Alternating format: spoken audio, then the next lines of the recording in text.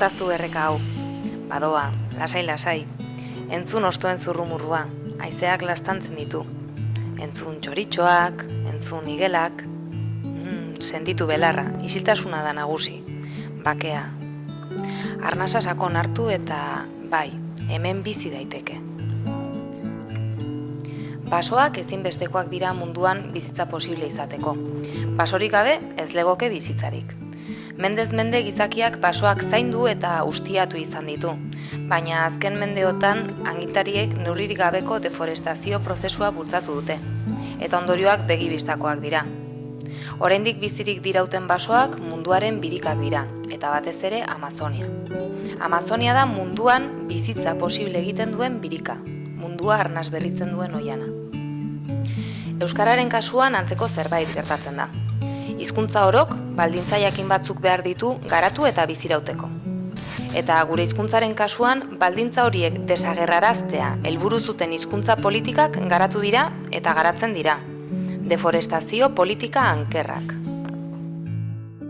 Erasoaldia bortitza izan arren, euskarak bizirik iraundu zenbait gunetan bizirik eutsi zaiolako. Garai eta testu inguru zaienetan familian bertan, baina baita beste zenbait herri eta espaziotan ere. Alegia, euskarak bizirik iraundu, gune horietan eguneroko hizkuntza nagusi bezala erabiltzen jarraitu delako. Horrelako lekuetan, arnasa sakon hartu dezakegu. Kutsadura gutxi izanik, oxigenoak betetzen ditu gure birikak. Arnas gunetan ere antzera gertatzen da. Bi hizkuntza leku taldi berean hitz egitean, beti batek nagusitzen amaitzen du. Euskaldunok egunero dugu horren berri. Badira ordea leku batzuk, alboko inguruko ordearen nagusitasunari aurre egin eta euskara nagusi edo hegemoniko izatea lortu dutenak. Euskaldunon kontzentrazio nabarmena dago leku horietan eta euskara modu naturalean transmititzen da. Leku horietan euskaldunok lasai hartu dezakegu arnaz. Lasai hitz egin dezakegu euskaraz. Bai baitakigu bertako hizkuntza naturala horixe dela. Eguneroko mintza jarduna hainbat eta hainbat guneetan burutzen da. Ikastetxeetan, lantokietan, dendetan. Horiek guztiak jardun guneak edo espazio soziofuntzionala dira. Eta bertan, euskaldun kopuruan nahikoa eta euskara nagusi denean, hauek arnas guneak osatzen dituzte. Euskaldunok eroso ari gaitezke euskaraz, inor kontu hartuko digun beldurrik izan gabe. Eta askotan, euskaldunontzat nolabaiteko irlak eratzen dituzte erdaren itsasoan.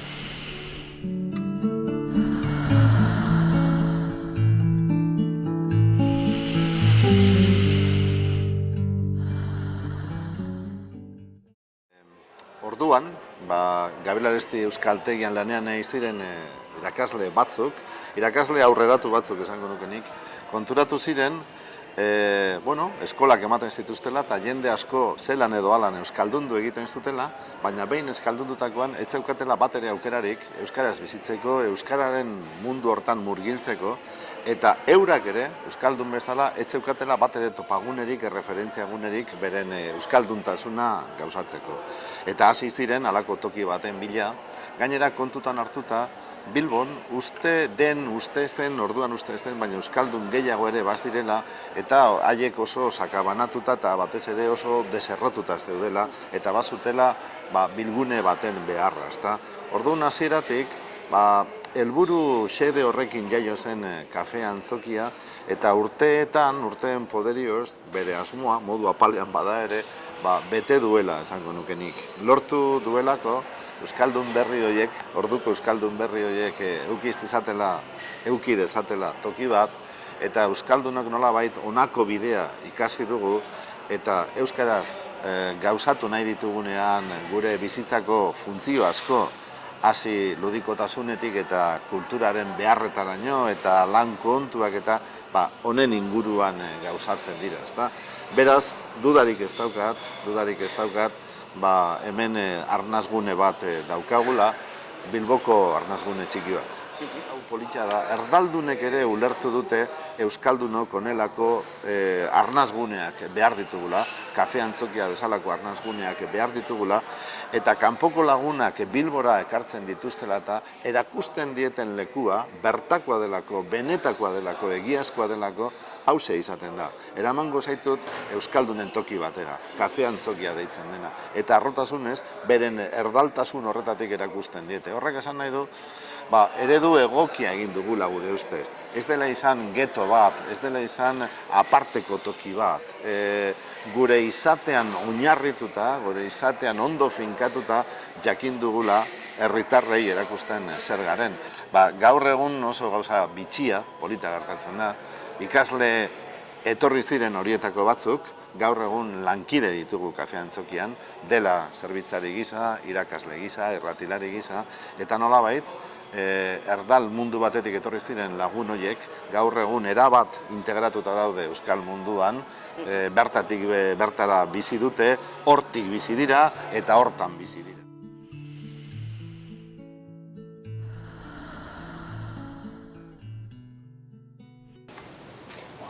Gauden ikuste dugu euskara ibiltze garela hitz egiten eta lanian usatzen dugu, normal bezala. Etxian dana egiten dugu, gehien bat euskara egiten dugu, euskaldure gailako, kalian ere euskara egiten dugu, eta gure helburu bakarra zen lanian zegraitik ez. Alde batetik positibo zatek, biko litzakela pentsatek enpresetan da gure modun gehien bat euskara egitzea. Ikusten dalako kalien entzuten azarretzen, euskaraz ez dako, euskarak ez dago balio hemendizik aparte. Ikusti enpresa batek euskaraz utxen horrekela, eureko laro eta magoz kanpora saldu, euskaraz utxen horrekela, moten dago, euskara balio da ben holangoan ez. Artin dugu zen dokumentuek eta gurarteko komunikazio dana, barreko euskaraz egotia. Bezeruek bidaben dokumentazio, berak erabiliko daben dokumentazio bat, gero hori bere hizkuntzara edo itzultzen da, ez? Baina guk geure funtzionamentu, eguneroko funtzionamentu behintzat, euskaraz etxeko aukeri eduko. Animatzeko, hemen beste enpresa batzuk ere badaude euskara planakin, eta danok elkarrekin ospatzen dugu euskararen eguna ekainean. Hau da, ez dakit, bata bestearen gauzak praktika honak konpartitu egiten dira, jo batera da ez dakize, eta indegu hori eta ondo atera da, eta horrekin lortu dugu bileretan ez dakizen bate igotzia, eta igual beste enpresa bate jozu ideia bat. Gutzako ohitura bihurtu da, euskaraz bialtzen dugu, bialtzen bada horrenitzaile bat kanpora, ingleseratu deitzen da. Gure Txinako plantara bialtzen dena, inglesera itzulitze bialtzen da, baina hemen inguruko dokumentazio dena, gure hornitzaileetan euskaraz bialtzen dugu. Hornitzaileek euskaraz bialdu bida. Eta makina hortako etiketak, eta onarako balin bada, eta gero konprobatu egiten da, tortzen denean makina, euska potoi danak... Eta ez da onartzen, gainera alde batek dut dik, seguri aldetik, eta da beste bat da, bete beharra da euskaraz egoti, bai etiketak eta instruzioko liburu eta bar. Horizpeda beteten ez da onartzen. Beste Bilbaldetik eta beste toki batzutak etorritxeko eta esaten oso horrek, jentik ez daukena olako itxurarik euskaraz eitzeko eta lehenengo berbia euskeri eseteko, zelan moldatuko da hori jenti eta ez. Baina gero ikusten dozu, jenti da ulertzen da igual euskaraz ez daukena hori erraztasuna eitzeko eta gero ikusten dozu zelan egunerokotasunean, berak ulertzen da euskara moldatzen dira, ez, ulertzen da euskeri eta kostetegako igual gehitza lehenengo berbia gero eurek euskaraz eitzea, baina, eure bezartzen die, sartzen die, Niretzako honek, igual ezain euskaldun egune hortako jente horrentzako motivazio bat lez edo da. Igual eurek ez dauke egunerokotasune kalien da hori, igual hainbeste aukera, ez daulako itxura hori euskara itxeko kalien da hori. Etorti hona da lanera eta beraiek ikesi da bene euskara hori, praktikan ipintxeko aukeri eukitxe eta lan munduen da. Nik uste eurentzako motivazio gauza.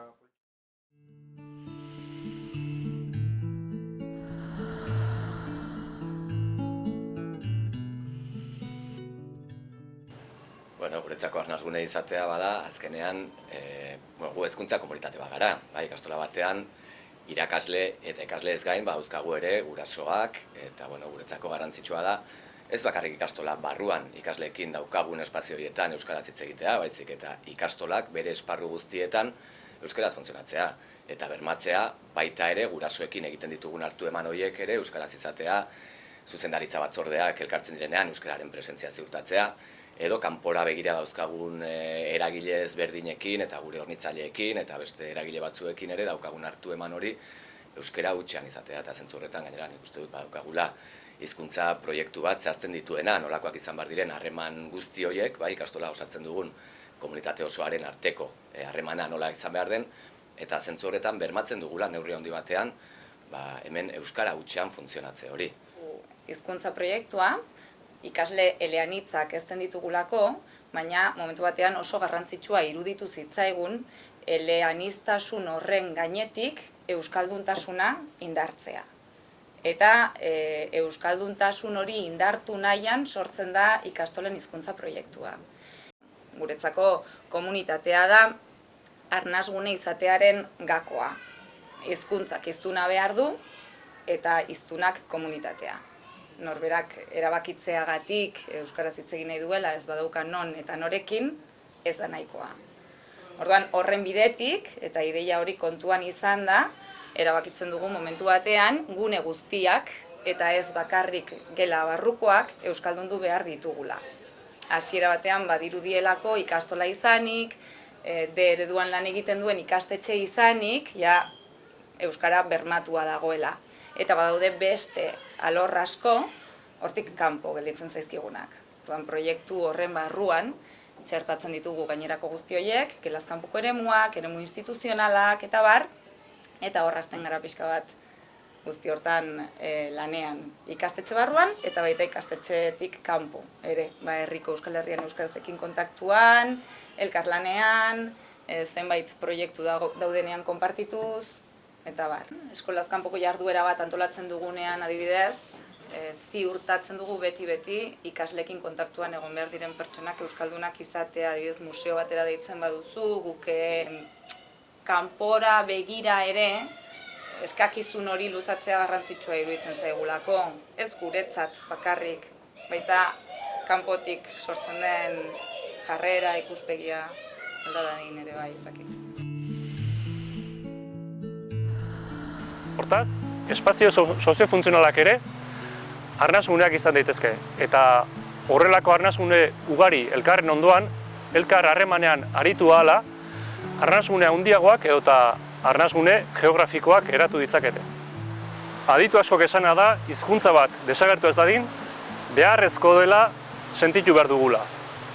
Nonbait bada euskara beharrezko arnasguneetan da.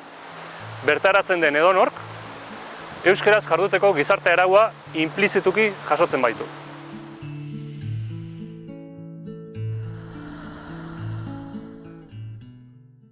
Azpeiti herri euskalduna da.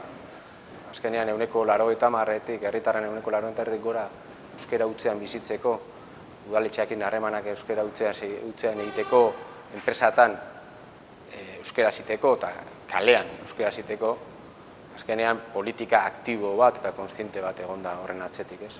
Kontziente gea, Azpeiti bera bakarrik gauzak ezin dituela aldatu. Eta horretarako derrigorrezkoa dela beste herri euskaldunekin dinamika oso potente bat abian jartzea. Horregatik Azpeitiko udalak erabaki zuen 2008 urtean UEMan sartzea. UEMan koordinatuta, beste herri euskaldunekin koordinatuta, hainbat politika abian jartzea lortu da. Horien artean, epaitegiak euskeraz egitea, bankoak edo finantza erakundeak ere euskeraz egitea, eta horrek lortu dugu koordinazioan eta beste hainbat herriekin lanean, gu bakarrik ezinezkoa izango genituen helburuak lortzen. Azpeitin nik neuk ez daketula tokiken inun jun eta erderaz eskatzen. Leheno bai, batxikitan, medikuna jun eta gure pediatri izan erdaldune, ondoren familiko medikua pasau ginean, nire medikuek erdaldune zan, baino hartu zituen urtebete o 2 urte euskaraz ikasteko eta gaur egun euskarazko zerbizio bateko bate problemaiken ez dauka, arazoik ez dauka. Gaur egun medikuna ere euskaraz juteko aukera dauket. Hartan, eta juzgauen baita ere, garai batien bazan jun eta erderaz azte ginena automatikoki. Lehenengo hitze erderaz izate zena, baina gaur egun ez. Gaur egunean gehiago da jun eta euskeraz atenditze zaitun batemat beti da. Garai baten amakin Donostira juten itzen enkargu egitea eta beti izan tendentzia erderaz hasi, bai dendatan, bai kafesne bat eskatzeko garaien. Eta bueno, ja geure hasi ginen ze euskeraz hasiko gara, eta ez esan behar baldin behar, baiak esango dugu, ez ez. Eta, bueno, hasi ginen, nahita, tabernatan sartu eta kafesne bat, o Coca-Cola bat, o egozer gauza euskeraz eskatzen. Eta uste genuena baino portzentaje handu jouen, bai, euskeraz atendiuta izen ginen. Hoxe, gaur egun naiz da euskeraz lasai bizitzeko aukeri dakeun zenbait herritan, hori ez da hola da nahin da. Eta naiz eta eremu askotan euskeraz jasotze deun, edozein tokitan oendiken erdera entzuteala orduan. Geuk, hautatu beharko genituzke bai euskerazko prentza, euskerazko irratia, eta gure hizkuntza euskeri baldin bada, eta guk espresatzeko lasaitasunik handiena euskeraz baldin badakeu, eta holako zenbait eremutan geure espresio zabalenien ez baldin bagea espresau edo itzein, azkenin gure eskubide batzuk mugauta daude. Orduan, geure eskubidin alde borroka egiteko edo gure eskubidin alde lan egiteko, bai, pixket hautatu beharko genuzke euskarazko eremuak eta eskatu. Arnasuneak zaindu eta babestea ezinbestekoa da. Horretarako, naturparkeak babesten diren bezala, arauen bidez eta babes juridiko politikoa eskainiz, arnasunak ere babestu egin behar dira. Baina horrekin batera, beharrezkoa da norbanakook jarrera ekologikoa izan eta gaiari dagokion garrantzia emanaz, babes soziala artikulatzea. Arnasunetako kideengandik hasi behar du horien aldeko babesak eta arnasune defentsak. Askotan ordea hori ez da nahikoa. Gaur egun arnasunetako kideek bizitzaren parte handi bat horietatik kanpo eginez, lantokian, erosketetan, hedabideak kontsumituz, erdarak nagusi diren eremuen eragin nabarmena jasotzen baitute. Horregatik, natura babesteko modurik eraginkorrena basoak eta oihanak euren ingurunera edatzea den bezala, arnasunen kasuan ere, garrantzitsuena euren inguruan arnasune berriak sortzea da.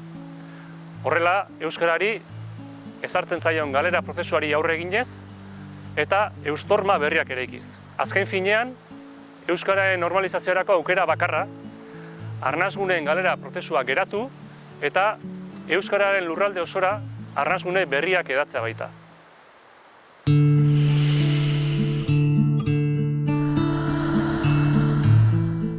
Hizkuntzek basoek bezala, beren eremua zabaldu behar dute biziraun nahi badute. Basoak gero eta txikiago, orduan eta zailago zaie zuhaitzei bizirautea. Batez ere, basamortuarekin kontaktuan dauden zuhaitzei. Basoa zaindu behar da, baina basoa babesteko biderik eraginkorrena inguruan gero eta zuhaitz gehiago landatzea da. Ikustazu erreka hau, entzun txoritxoak, arnasa sakon hartu eta bai, hemen bizi daiteke. Horrelako gune gehiago behar ditugu euskaldunok lasai bizitzeko, bizitzen jarraitzeko, bizirik egoteko. Pentsatu beharko genuke zer egin dezakegun nork bere tokitik, halako toki gehiago sor ditzagun, basoa handitzen joan dadin eta arnasik falta ez dakigun.